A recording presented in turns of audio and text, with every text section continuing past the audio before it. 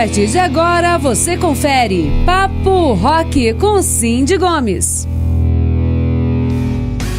Olá pessoal, está no ar o Papo Rock, direto da Legislativa FM, também da TV Câmara, porque o Papo Rock agora, ele além de ser da rádio, também é da TV, das redes sociais, do podcast. Estamos em todos os canais para levar música e informação para você, nosso ouvinte, nosso telespectador.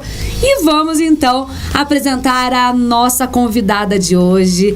Seja bem-vinda, doutora Maria Carolina, que é endocrinologista, que vai falar aí um pouco pra gente sobre a saúde da mulher. Seja bem-vinda. Muito obrigada, Cindy, pelo convite. Fico lisonjeada de estar falando com os seus ouvintes. Eu sei que é um público muito fiel, que ama o rock, então tem todo o meu prestígio.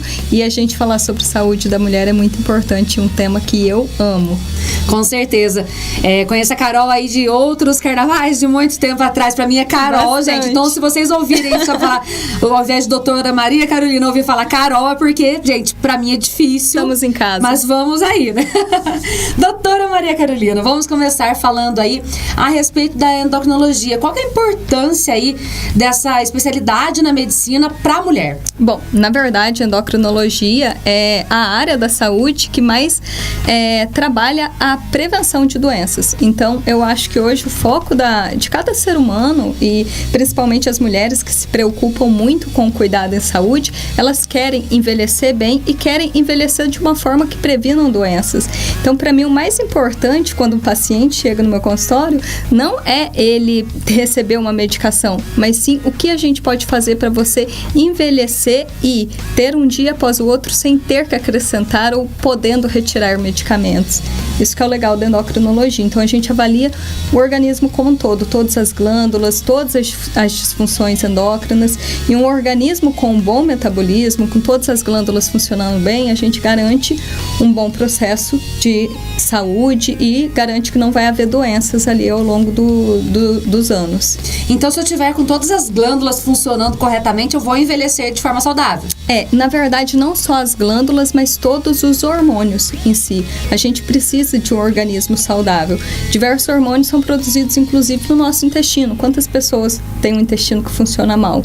Mas ninguém pensa quantos hormônios são produzidos ali, ou durante o sono, que são hormônios importantíssimos, desde hormônios do crescimento até hormônios que vão ter diversas regulações endócrinas no nosso organismo. Então, o organismo é um todo conectado, só que é interessante a gente ter esse olhar integrado da endocrinologia. E é importante também fazer a pesquisa, né? Porque, vamos supor, vou te dar um exemplo do meu caso em particular. Você falou do intestino aí. O meu intestino sempre foi muito solto, sempre tive problemas. Sim. E eu fazia tratamento e fiz tratamento para síndrome do intestino irritável, para tudo quanto é coisa. Eu fui descobrir que tinha uma intolerância à lactose. Justamente. Nem sabia. Uma das coisas que a gente sempre tem que entender é que síndrome do intestino irritável, que é uma área também de abordagem, por exemplo, de coloproctologistas, gastros, é um diagnóstico de exclusão. Só depois que você investigou todas as outras alterações, que podem ser inúmeras, e intolerâncias alimentares, como intolerância ao glúten, intolerância à lactose, devem ser pesquisadas, você vai falar que é um intestino irritável. Exatamente, aí pode acarretar outras doenças se você não tratar, né? Porque você absorve tudo mal, você tá inflamado. Nesse caso, vale a pena excluir a lactose ou pelo menos tomar a enzima, a lactase, né? Sim. Que melhora muito a qualidade de vida. Que é o que eu faço. Porque eu vou falar, não abro mão de um queijinho. Pois é, a gente é mineiro, né, gente? Doutora Maria Carolina, fala pra gente aí a questão da menopausa. A gente falou sobre envelhecer com saúde. Sim. Uma das maiores preocupações das mulheres é a época que vai chegando a menopausa. Oh, meu Deus, vou chegar na menopausa, vou ter aquelas ondas de calor, vou ficar irritada, vou ter dificuldade na relação sexual. Sim. Como que é isso? Bom, na verdade, uma das coisas que eu mais prezo é que não haja tabu com relação ao assunto menopausa, porque é algo que a gente precisa debater, a gente precisa falar mais disso, a gente precisa trazer discussão, porque muita mulher acha que nem tem tratamento.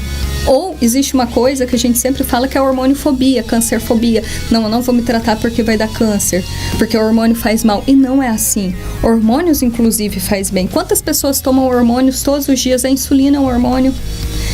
O remédio da tireoide, quem tem hipotireoidismo, é um hormônio. Então, o hormônio do crescimento, as crianças que fazem tratamento, é um hormônio. Os hormônios, eles, se bem indicados, eles trazem muitos benefícios. É todo mundo que pode fazer a terapia de reposição na menopausa? Não, não é. Mas quando bem indicada e feito o mais precocemente possível, que nem é quando se parou de menstruar, mas é quando está começando a entrar no climatério, que muitas vezes é aquela irregularidade menstrual, vem um ciclo, falha 1 ou 2, né? Ou que começa a ter aquelas ondas iniciais de calor, aí sim essa é a janela ideal. Nossa, tem muito benefício e diminui o risco de ter doenças do coração. A gente já tem muitos estudos sérios que demonstram isso. Quais são os primeiros sintomas? Como que eu percebo? Porque tem gente que entra na menopausa com 50, tem gente que entra com 60, tem gente que entra com 40. Menopausa precoce? Como que eu sei que eu tô entrando na menopausa? Vamos lá. Eu acho que a menopausa, a gente precisa entender as fases. A mulher brasileira, ela tem uma média de idade em torno de 48, 50 anos para entrar na menopausa. Só que a gente pode ter 3 divisões. Você pode ter a menopausa natural, que é aquela mulher que entrou após os 45 anos e tá tudo certo. Entrar na menopausa após os 45 anos. O que é menopausa? É 1 ano, 12 meses corridos após a última menstruação. Então, você só vai saber que você entrou na menopausa depois de 1 ano sem menstruar. É retrógrada a contagem. Bom, a mulher que entrou entre 40 e 45 anos é uma menopausa antecipada. Agora, aquela mulher que entra antes dos 40 anos, a gente chama de menopausa precoce. Hoje, em medicina, a gente fala muito mais de insuficiência ovariana prematura. Por quê? Porque o ovário entrou em greve. A menopausa é justamente isso. É os hormônios que a gente produz lá no nosso ovário, estrógeno e progesterona, que são importantes não só para a vida sexual, né? Porque são eles que fazem lubrificação da vagina, são eles que, na hora ali da relação, né? Deixa mais gostosa a relação, não deixa ter dor, deixa lubrificada, mas acima de tudo, deixa o osso forte, deixa o coração saudável.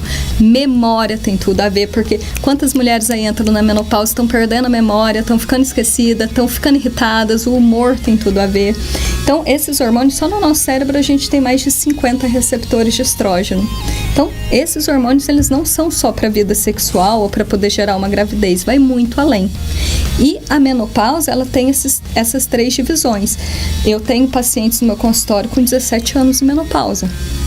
E a gente tem que entender, parou de menstruar, acende um alerta vermelho, pode ser desde um tumor até uma menopausa precoce, ou pode ser alguma alteração mais simples, como um ovário policístico, ou um problema na tireoide, obesidade mesmo, ou magreza demais, paciente com anorexia às vezes para de menstruar, mas a gente tem que ter uma relação bem íntima ali com a nossa menstruação, ficar sempre atenta, né, ter o calendário certinho. Cada caso é um caso e deve ser estudado, até por Sim. isso que existe aí a médica endocrinologista para você fazer esse estudo certinho. Mas o que a gente tem que deixar claro aí é que tem tratamento, né? Tem tratamento. Para você ter uma qualidade de vida legal. E o primeiro sintoma que a pessoa vai sentir, muitas vezes, nem é sentir, mas vai observar, é o ciclo falhando. Vem 1, falha 2. Vem 1, falha 3. Até e aumentando, né, à medida que parou de menstruar. 12 meses sem menstruar, menopausa. Posteriormente, pode ter até alguém que tem algum escape pós que tem que ser investigado, mas em média é isso. Ficou 1 ano sem menstruar, tá na menopausa. E a primeira coisa que cai na menopausa é um hormônio que chama progesterona. Quando cai o segundo, que é o estrógeno, começa aquela onda de calor. É todo mundo que tem? Não é. Mas quem tem, putz, incomoda demais. Por quê? Porque ele é danado, ele gosta de vir à noite. Aí a pessoa tá lá querendo dormir, vem o fogacho, vem aquela onda de calor terrível e acorda a pessoa. Tanto que se você for pegar todos os estudos de menopausa, o que é o pior score que as pacientes pontuam? Qualidade de vida, bem-estar e humor. Não tem como ficar feliz não dormindo. Com não certeza. Tem como ficar feliz vindo aquele tanto de fogacho à noite. Mas o tratamento, ele com hormônio, é a primeira escolha. Para quem pode, é seguro e eficaz. Pode acontecer aí nesse período aí que você vai entrando, né, na menopausa, da mulher engravidar? Pode. E ninguém fala isso, viu? Mas pode. A taxa de gravidez é de 5 a 4% entre as mulheres que estão entre 45 e 50 anos. Então, se você tá passando por esse período e acha que não vai engravidar, cuidado, porque às vezes vem um bebezinho aí, né? É sempre uma bênção, né? Mas tem métodos seguros para prevenir isso e que já ajudam na reposição hormonal. Isso que é bacana. Você já faz a prevenção da gravidez e já começa a repor o hormônio, né? Se a paciente for uma candidata, claro. E tem alguns casos também que a mulher acaba fazendo pela esterectomia, como é que chama mesmo? Como? Que tira tudo, tira o ovário, tira... Na verdade, tem pacientes que fazem menopausa cirúrgica. O que é isso? Por algum tumor, alguma indicação ali do cirurgião, ela acaba retirando o ovário. Tirar o útero não faz a mulher entrar em menopausa, por mais que ela parou de menstruar. Ela parou de menstruar porque ela não tem mais o útero para gerar aquele sangramento do ciclo todo mês, mas ela continua tendo ovário produzindo hormônio. Continua com a TPM, com todos os sintomas. Continua com tudo. Só que ela só não sangra todo mês. Aí se acompanha pelos níveis hormonais. Você consegue fazer um exame de sangue ali todo mês e ver assim, acompanhar periodicamente, saber quando entrou. Por que é importante saber? Porque sem a reposição hormonal, ela tem mais risco de osteoporose, a memória piora, a qualidade de vida, aumenta o número até de infecção de urina. Eu tenho tanta paciente que antes tinha um tanto de infecção de urina e não sabia que a causa era a atrofia da região vaginal pela menopausa. Só. É muito bacana. É um mundo dentro do mundo, a menopausa. Tudo interligado ali, né? Uhum. Aqui nos bastidores, enquanto tava tocando a música, a doutora tava falando pra gente a respeito aí da obesidade. A obesidade pra mulher, ela traz quais malefícios para a vida em geral? A obesidade por si só, ela tá ligada a mais de 50 doenças, né? Desde doenças causadas pelo efeito direto do peso em articulação, dor crônica, artrose, tudo isso piora, né? Mas além disso, tem doença cardiovascular, aumenta o risco de pressão alta, problema de colesterol, infarto, derrame, AVC, uma série de coisas, diabetes, né? Que está correlacionada direto com esse aumento. Cirrose hepática, por quê? Porque a hepatite por gordura no fígado é muito importante. A principal causa dela é a obesidade. Então, assim, a lista é imensa, é infinita. Só que na vida da mulher, ninguém fala que a principal causa de câncer, né? Uma das principais causas de câncer de mama, endométrio e ovário é a obesidade. Porque só, gente, o excesso de hormônio, né? A gente tem um tipo de hormônio feminino, estrona, ele é produzido na gordura. Então, a obesidade está diretamente ligada, isso já é algo muito consagrado na literatura médica, ao aumento desse tipo de câncer. Por isso, emagrecer é uma questão de saúde. Nunca, para mim, um paciente que chega no meu consultório nunca vai ser estética para mim. Eu acho que, eu sempre digo isso, quem persegue a estética dificilmente alcança a saúde. Mas se você busca ali em primeiro lugar a saúde, você alcança a estética como um ganho secundário. Você diz, quem persegue a estética dificilmente alcança a saúde. Porque você vai dar tudo. Você vai usar bomba, anabolizante, você vai ter uma dismorfia corporal. Quantas meninas, às vezes, eu recebo no meu consultório novinhas que estão dentro do IMC normal, perfeitas e que, né, querem usar anabolizante. Eu não passo, eu não prescrevo, isso eu sempre deixo muito aberto, mas eu sempre vou orientar, né, porque tem muito efeito maléfico. Então, a rede social coloca, né, o Instagram coloca aquela meta pra você que antes você não tinha essa preocupação. O corpo ideal. O corpo ideal. Então, o que é o corpo perfeito? É possível naturalmente ter o que a gente considera o corpo perfeito hoje, sem uma cirurgia, sem um hormônio, sem uma plástica? Será? Sem um preenchimento? Será que isso não está gerando um nível de depressão pior nas mulheres que já são sobrecarregadas, que já são exigidas por tantas coisas? O que a gente está fazendo com as nossas mulheres? A gente está colocando metas inatingíveis. E a gente está aumentando os níveis de depressão mediados por redes sociais. Isso é muito importante falar, né, gente? Porque aí vem a depressão, vem a ansiedade, eu quero ficar daquele jeito. Olha no espelho, você não se aceita e vai buscando cada vez mais intervenções cirúrgicas e não cirúrgicas, mas que podem fazer mal aí pra nossa própria olha, saúde, eu sou né? super a favor de procedimento estético. Quer fazer uma plástica? Faça, mas faça contanto que seja algo que respeita a saúde, respeita a tua individualidade. Sou a favor, eu acho que cirurgia plástica é uma especialidade médica ótima, inclusive, mas não a todo custo. Né? Não ao ponto de sempre estar insatisfeito com a aparência, querendo mais, porque é isso que a gente está alimentando, né?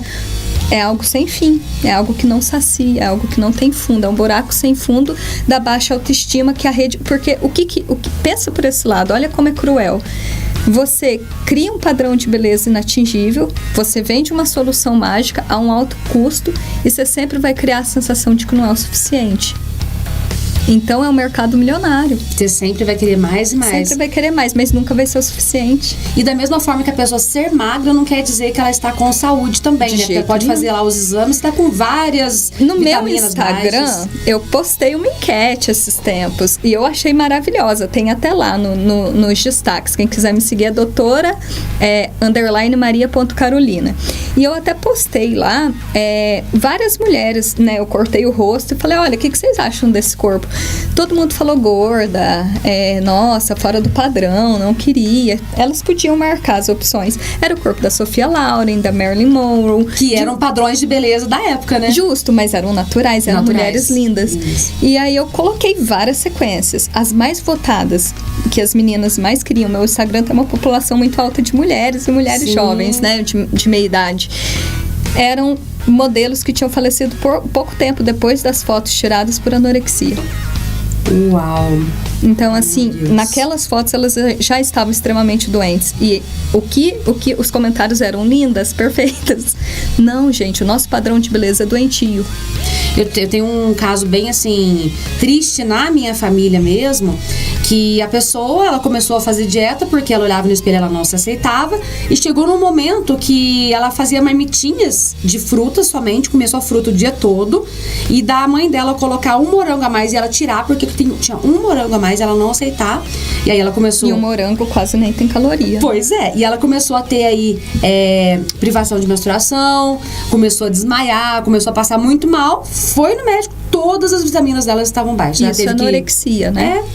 Ela tava muito, mas muito magra mesmo, ela não percebia. E ela olhava no espelho e ela falava, não, nossa, tá sobrando uma gordura. E você sabe que a anorexia, ela simula uma menopausa, porque o ovário para de funcionar. O nosso corpo, ele é tão esperto que ele fala, essa menina não tem gordura nem pra se manter viva, ela vai gerar um bebê, então pausa o ovário. Aí ela fica com osteoporose também. Olha que interessante, fica tudo pausado no organismo dela, não menstrua, né? Uma menopausa meio que simulada, né? E você sabe qual que é a maior taxa de suicídio bem-sucedida?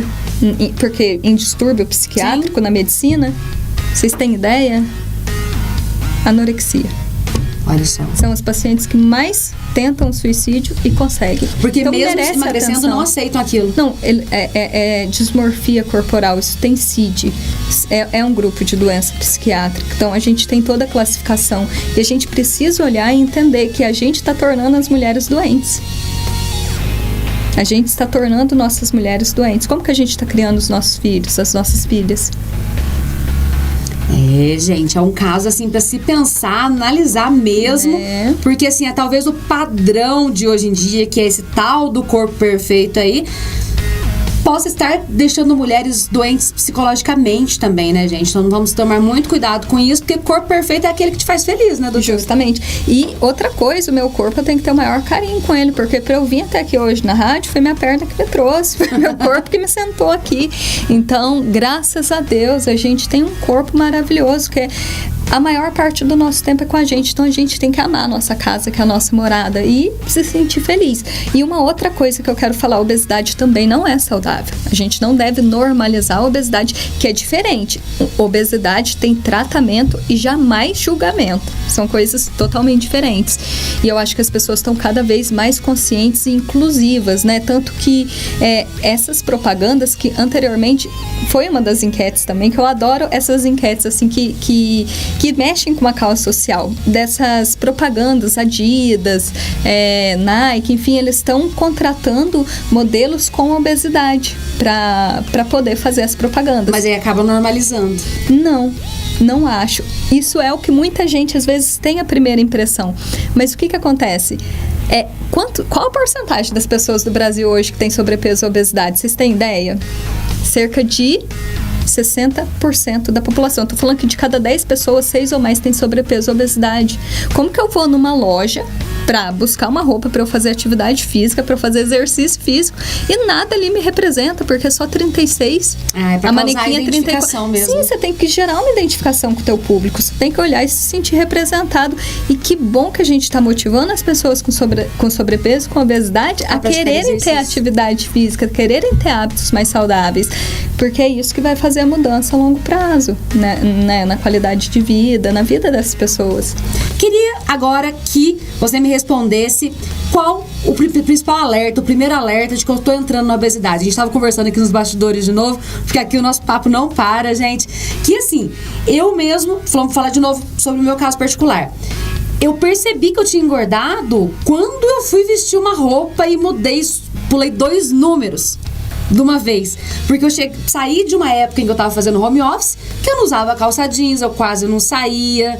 Então, fui voltar a sair, fui colocar calça jeans, minha calça 38 não servia mais, fui pular pro 42. Aí veio aquele susto, aquele baque, 42? Dá aquele susto na gente, né? Qual que é o principal alerta, o primeiro alerta que eu tenho que me preocupar e procurar por um endocrinologista, por um profissional? Eu acho que o primeiro alerta vai ser justamente quando aquilo passar a te incomodar. Você vê que você está evitando a sua autoimagem, não pela questão estética, que nem eu sempre falo, estética não é o mais importante. Mas geralmente a maioria das pessoas que vão no meu consultório é porque a estética está incomodando. Então que ótimo, motivou uma boa mudança na saúde, isso é fato. Mas sempre que algo te gerar um incômodo, você tem que buscar melhorar, você tem que buscar a causa por você, porque você é a pessoa mais importante do mundo no seu mundo. Então procura fazer o que vai te promover melhora de qualidade de vida. E claro, que nem eu falei, a obesidade traz pelo menos 50 doenças com ela. Então, toda vez que você vê que está tendo uma perda de roupas muito rápido, um ganho de circunferência abdominal, a gordura que a gente tá aqui no abdômen é diferente dessa gordura que eu pego no braço. São gorduras diferentes, porque essa da barriga, principalmente, é a que inflama. É aquela gordura que te deixa inflamado. É a que causa pressão alta, diabetes, colesterol, infarto, derrame, AVC. Então, essa é a pior. A boa notícia é que quando a gente começa a emagrecer, ela que primeiro vai embora. Não é aquela gordura que você pega de pele, é a gordura no meio das vísceras, no meio do fígado, no meio do intestino. Essa é a que a gente tem mais medo, como médico, como endocrinologista. Mas toda vez que você quiser mudar, mude. E assim, dos problemas que eu vejo aí hoje em dia são as dietas muito restritivas, né? Que você vai aí até no nutricionista mesmo, ou pega alguma dieta na internet. Teve um tempo atrás aí que tinha uma dieta da USP, não sei se você lembra. Falavam que era da USP, gente, mas eu duvido muito, tá? Aí era assim, era na base de cenoura, ovo e presunto. Era só isso que tinha na dieta. E aí você podia comer alface. Pensei comigo aqui, gente, meu Deus, aquilo o dia inteiro. Sim, você pode emagrecer comendo Big Mac todo dia. E Coca-Cola. Fala isso não. Mas é verdade, é verdade. Mas come meio Big Mac e um copo de Coca Zero. Você vai emagrecer, mas às custas de quê? Da tua saúde. Só que eu acho que tem um marketing muito grande na nutrição hoje. Tem profissionais excelentes, tá? Existem profissionais e profissionais. Mas existe muito aquele misticismo de que para perder tem que ser dolorido. Só que entenda, a gente, quando chega numa situação de sobrepeso, obesidade, existem transtornos alimentares envolvidos. Existe muitas vezes compulsão alimentar. Existe uma bulimia, às vezes, existe um transtorno compulsivo periódico, um comer emocional. Tem tanto transtorno que pode estar envolvido. E toda restrição que você fizer muito pesada, na primeira oportunidade você vai ter um hábito alimentar compensatório compulsivo, ou seja, você vai se jogar de cara no balde de batata frita com bacon. É assim que o nosso cérebro funciona. Nosso cérebro odeia a privação. Ele odeia a ideia de que ele vai passar fome. Só que ao mesmo tempo tem esse misticismo de que a dieta tem que ser sofrida, de que a dieta tem que ser restrita. Olha, você pode entrar, e eu falo isso para todos os meus pacientes, os que emagrecem mesmo, e a gente tem muito caso de sucesso. O que eu vejo? Não é sofrido, é uma reeducação alimentar. Porque às vezes a pessoa faz algo tão restrito e não vê saindo do lugar ou fica no efeito sanfona. Porque chega o fim de semana, que começa na sexta, né? Vai sexta, sábado e domingo pro dia do lixo, né? Como se existisse dia do lixo, que é errado. Só que, o que acontece? Você fez ali 500 quilocalorias de déficit de segunda a quinta. Então, segunda, terça, quarta, quinta, 4 dias, 2.000 quilocalorias. Numa sentada, uma fatia de pizza, 3 queijos, com azeite e o ketchup tem 400 quilocalorias. É quase um dia de alimentação. Uma fatia. Então, todo aquele esforço que você fez, você enfiou o pé na jaca no fim de semana e você não vai ver resultado. Ah, mas eu malho para poder enfiar o pé na jaca. Tá bom, treino de crossfit ferrado. Vai lá no box treinar. Mulher vai perder no máximo umas 400 quilocalorias. Uma fatia de pizza. Então, a gente tem que começar a entender que muito mais do que contar a caloria é entender o teor calórico dos alimentos e fazer boas escolhas. Você não precisa ficar contando caloria, mas você precisa escolher coisas boas. A gente acha que o problema é o carboidrato, né? Eu sempre ouço, vou ter que parar de comer pão e comer arroz. Jamais. O consumo dos anos 60 para cá de carboidrato aumentou 25%. A gente nos anos 60 tinha uma dieta em torno de 2.300 calorias por dia. Hoje é em torno de 3.300, a do brasileiro. Então, aumentou 1.100, né? Aumentou uma quantidade considerável, razoável.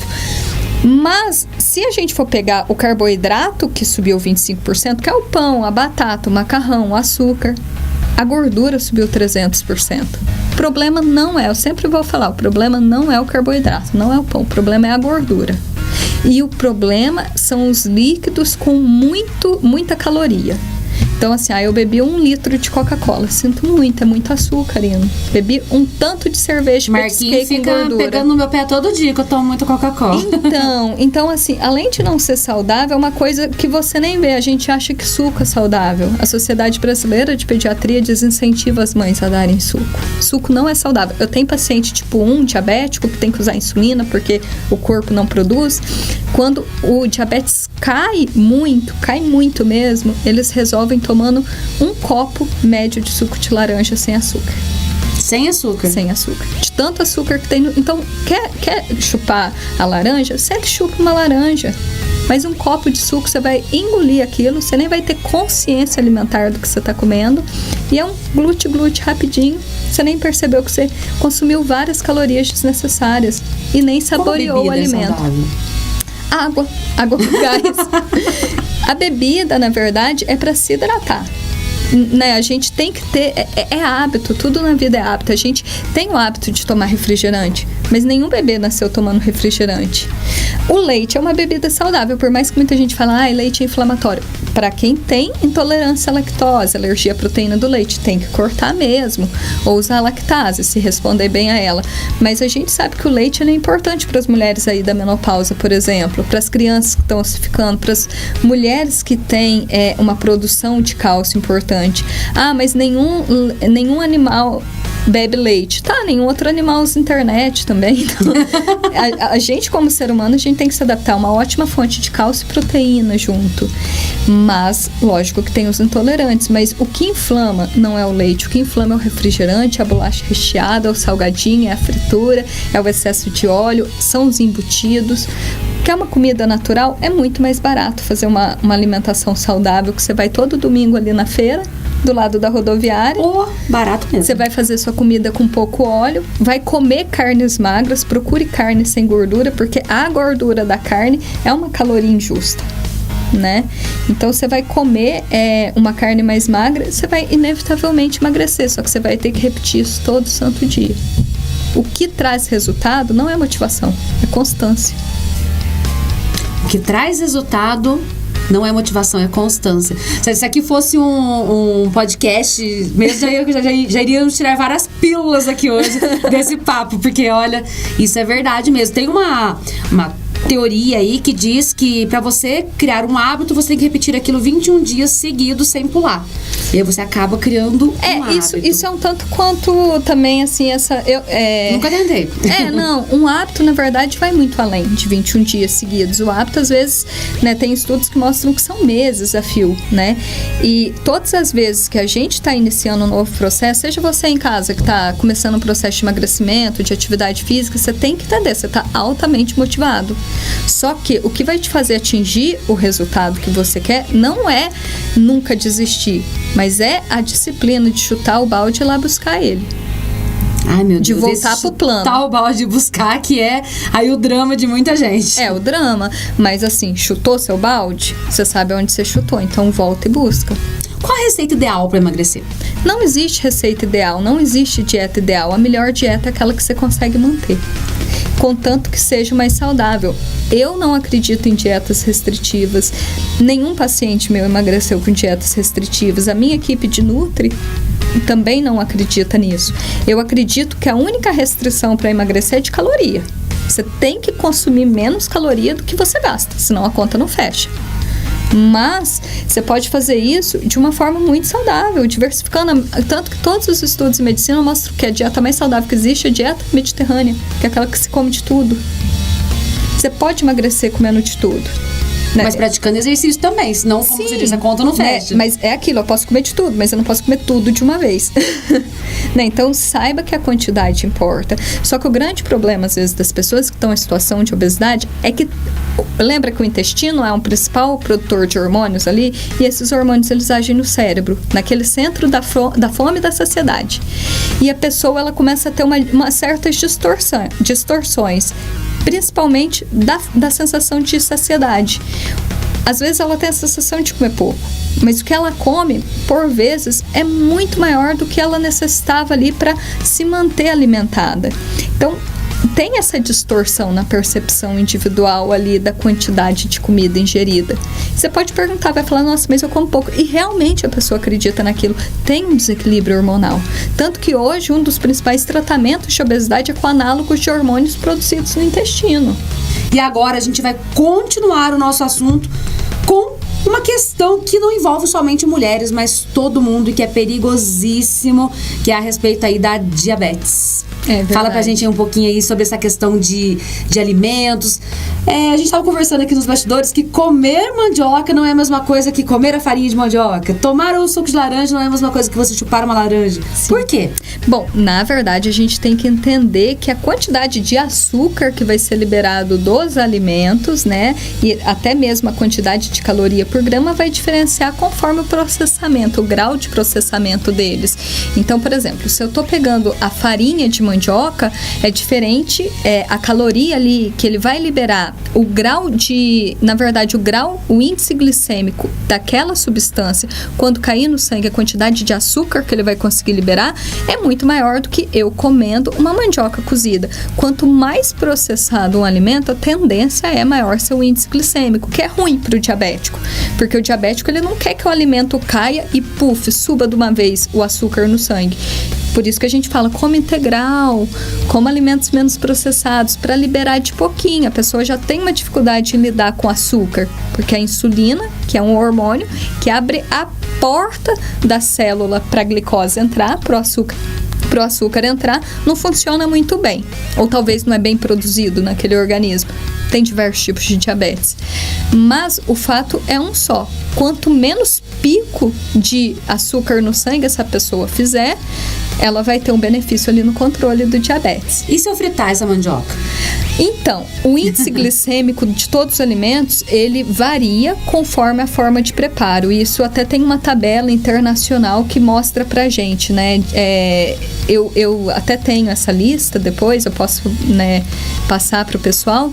Só que eles, né, uma junta de nutrição internacional pegou para estudar os diferentes tipos de alimentos. Então, cozido, assado, frito, como que ficaria isso, né? E muda a forma com que se libera o açúcar dos alimentos. A tendência é que quando é cozido, libera mais devagarzinho, ou cru, né?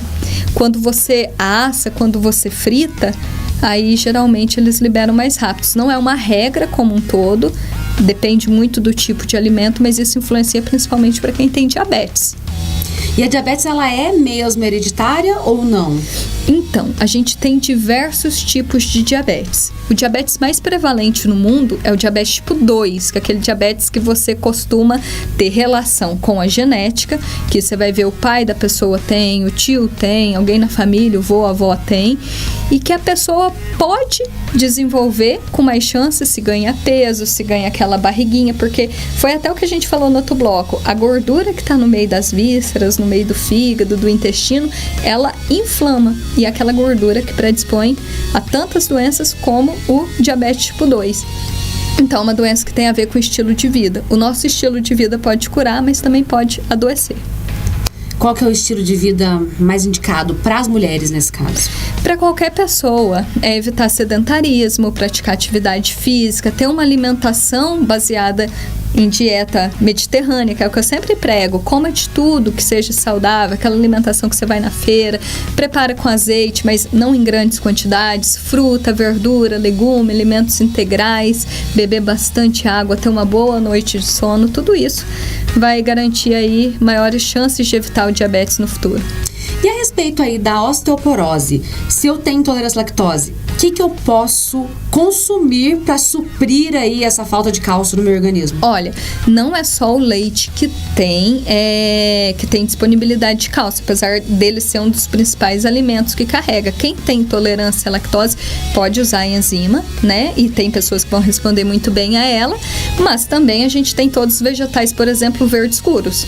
Brócolis, rúcula, espinafre, couve, são vegetais que trazem consigo uma grande quantidade de cálcio. Então, você pode consumir esse tipo de vegetal, incluir na sua dieta, porque além de ser super saudável, você está colocando um tanto de fibra insolúvel. Beber bastante água, o intestino agradece, vai funcionar muito bem. Mas também tem suplemento, né? A pessoa que não consegue atingir, ou enfim, que não gosta, você pode, conforme a necessidade, conforme o perfil suplementar. E aí vai depender de uma avaliação médica.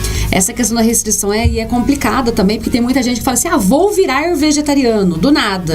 E acaba deixando de consumir aí o necessário, substituir, né? Fazer as substituições necessárias das proteínas no organismo. A dieta vegetariana em si, a gente sabe, tem muito estudo hoje com dieta plant-based, né? Que é uma dieta baseada em plantas, é uma dieta super saudável, na verdade. Eu realmente, eu admiro quem consegue reduzir o grau de ingestão de proteína animal. Eu ainda não consegui isso na minha vida, né? Mas tento.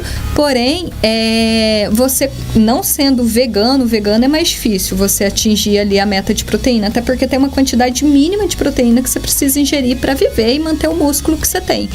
Porém, quem está querendo fazer hipertrofia, ir para academia, ganhar músculo, você tem ali uma metinha conforme o tipo, né? Você avalia a pessoa e você tem a metinha de proteína dela. Quem é vegetariano, não é vegano, poderia comer a proteína do leite, poderia comer a proteína do ovo, proteínas de origem animal, que, por exemplo, o ovo, né? Agora o vegano já não, então você fica um pouco mais restrito, aí você acaba suplementando proteínas. Os vegetarianos, se eles tiverem uma dieta muito saudável, há um mito que eles têm que repor B12 ou algumas vitaminas, porque tem 2 tipos de vegetariano, também fala a verdade. Tem aquele vegetariano só do industrializado, que vai no supermercado e compra tudo pronto. Eu tenho pacientes que são os vegetarianos que vão na feira, que fazem a comida, que têm um estilo de vida mega saudável, nunca precisaram repor e acompanham, então, perfeitos. Mas depende do estilo de vida, da disposição e da demanda de tempo que a pessoa oferece com a dieta dela, né? Mas o ideal é, se ela decidir por isso, passar para avaliação médica. Né? É sempre o ideal, né? Sempre. Qual que é a dica que você dá para uma mulher ter uma vida saudável, plena e feliz? Bom, acima de tudo é se conhecer o seu corpo e não ter nenhum tabu, seja o assunto que for. Tenha o seu médico de confiança, procura avaliação, notou alguma coisa diferente, seja na menstruação, seja em alguma glândula, em qualquer parte do corpo, busca avaliação médica. E felicidade sempre faz tudo melhor, né, Cindy? Com certeza. Deixa mais uma vez aí pro pessoal aí o seu Instagram, porque a Carol, gente, Carol pra mim, mas doutora Maria Carolina, ela dá muitas dicas legais aí no Instagram dela, tá? Ela desmistifica, ela faz algumas enquetes. Então é muito legal acompanhar, porque pelo Instagram dela você vai ficar sabendo aí muito mais do que a gente conversou hoje aqui. Passa pro pessoal mais uma vez. Bom, me sigam lá, pessoal. É doutora_Maria.Carolina. doutora_Maria.Carolina no Instagram.